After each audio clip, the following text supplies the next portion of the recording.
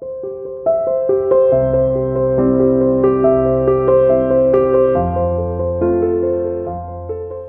everyone, I'm Paulette Morrissey from Tulip Square, and in this video I'm going to show you how to make this table runner.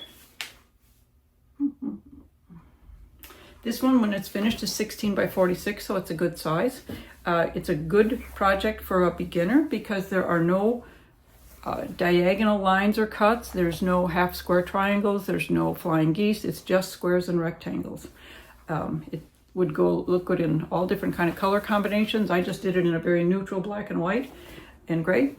But it's a great beginner pattern, or it's a great quick one if you need to throw something together really fast for a gift, or just because you need something on your table.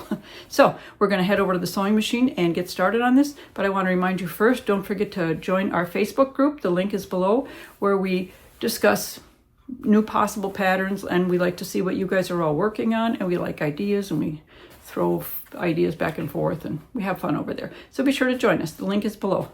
Now let's head over to the sewing machine and get busy on this run. All right, for this table runner, which is called the Elegant Lace Table Runner, we're going to need a light, a medium, and a dark fabric.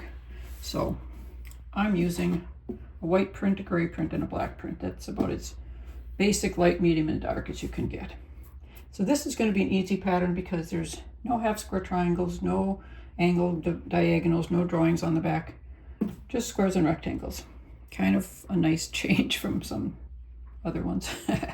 Okay, so to start with, you've got twice as many black or dark squares as you have the other two. So you're going to pair these up with, you're going to pair up a dark with each of the mediums and a dark with each of the lights. So you're just going to sew them together in pairs, a nice even 1/4 inch seam, and then press them all towards the dark. Now we're going to make some short strips with these. We're going to take the light and dark, and you're going to make 3 strips that are each 3 pieces long, like that. And then you're going to take the dark and medium and do the same thing. 3 strips that are each 3 pieces long. Press them all towards the dark, and we'll move on. So now you have 3 of these and 3 of these. I'm going to call these the darker strips and these the lighter strips. So we're going to start with the lighter strips, and you're going to take your medium color, which is my gray, and you're going to put one of these strips on each side of the light square strips. So go ahead and put nice even 1/4 inch seams and sew those on each side of these 3 strips. Okay, now you have 3 strips like this, 3 little sections like this, and next you're going to take these shorter strips of the same color as the sashing you just put on, and you're going to put a small piece on each end of each of these sections. Moving right along, now you're going to take these pieces and you're going to sew the light strips to the top and bottom of each, like so.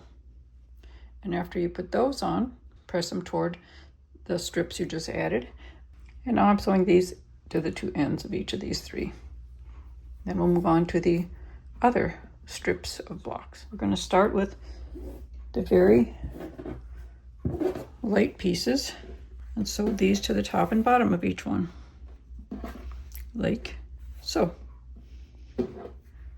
Now these pieces will get their little end strips of the same color, these little pieces, and when you put these pieces on, always press everything towards the strips you just put on.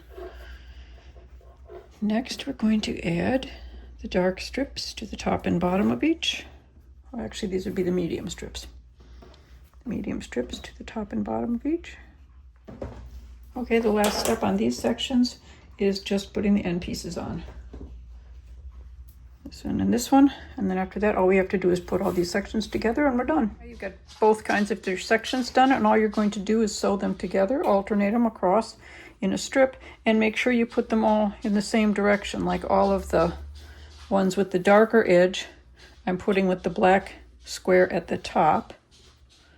So this one will get turned around. So these will all get put on with the black square at the top, and I'll alternate them with the light colored ones that have the dark square at the bottom.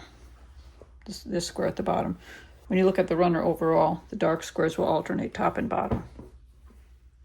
And there it is. It's a little too big to show you all in one piece here. It's about as far back as I can go, like here. But that's it. It's a good size table runner. I think it's about 46 inches long.